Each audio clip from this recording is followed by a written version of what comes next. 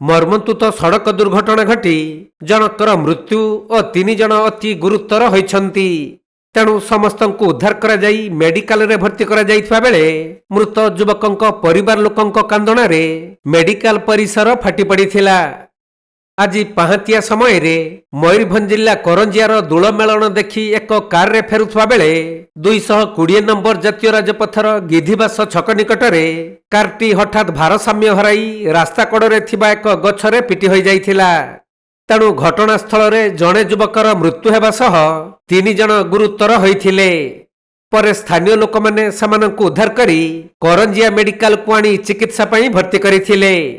ସେଠାରେ ଡାକ୍ତର ଯଶୀପୁର କାଳୀମନ୍ଦିର ସାହିର ସରୋଜମୁଖୀଙ୍କୁ ମୃତ ଘୋଷଣା କରିଛନ୍ତି। ଆଉ ଅତି ଗୁରୁତର ଥିବା 3 ଜଣଙ୍କ ମଧ୍ୟରୁ ଜଣକ ଅବସ୍ଥା ଅତି ସଙ୍କଟାପନ୍ନ ଥିବାରୁ ତାଙ୍କୁ କେନ୍ଦୁଝର ମେଡିକାଲକୁ ସ୍ଥାନାନ୍ତରିତ କରାଯାଇଛି।